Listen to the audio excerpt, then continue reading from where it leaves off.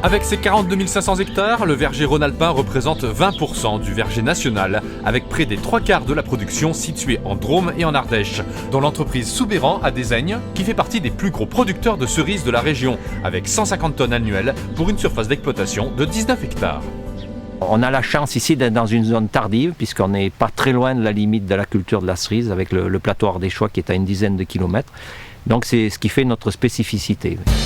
30 ans d'expérience ont été nécessaires à François Soubeyran pour sélectionner les meilleures variétés de cerises afin d'offrir une production tardive de plus en plus recherchée, mais difficile à obtenir avec les aléas climatiques. L'été, il y a des orages qui font que nous arrivions à perdre une quantité très importante de cerises, qui mettait en péril l'équilibre de l'exploitation parce que c'est vraiment la production principale. Et comme les contrats d'assurance permettant de sécuriser les revenus de ces productions fragiles ont été largement déficitaires ces dernières années, le producteur n'est plus assuré et a donc décidé de protéger lui-même ses cultures par un système totalement innovant. On se protège complètement de la grêle dans un premier temps, mais ça je dirais que c'est assez facile à faire avec les filets paragrêle. Mais là, de la pluie en l'occurrence, en plus, c'est un système qui est aéré et qui n'est pas étouffant pour les cerises et qui nous apporte de la tardivité.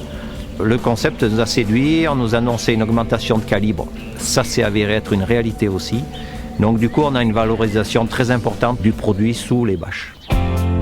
Système ingénieux et facilement mis en œuvre, le coût d'une telle installation est cependant très important car elle nécessite des ancrages profonds afin de résister à des vents de 120 km/h.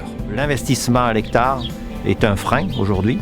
Ça veut dire qu'il faut valoriser et on peut estimer le coût annuel sur le kilo de cerise entre 50 et 60 centimes, le coût d'amortissement.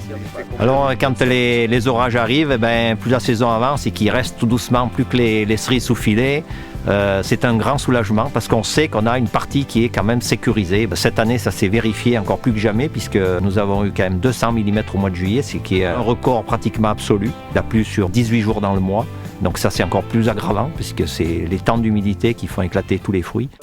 Cerise sur le gâteau, ce système pourrait également protéger naturellement les fruits des insectes ravageurs, supprimant du coup l'utilisation des produits phytosanitaires.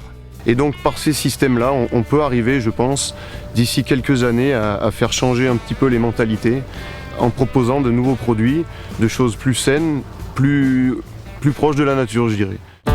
Une innovation qui permet enfin d'augmenter la productivité et la qualité de production de manière saine et naturelle, apportant beaucoup d'espoir aux agriculteurs et aux consommateurs. Lorsqu'on était hors filet, les cueilleurs ramassaient 7 kg à l'heure. Sous les bâches, on monte à 16 kg/h sans difficulté. Donc on a un produit qui a un brillant extraordinaire, qui est reconnu au niveau commercial.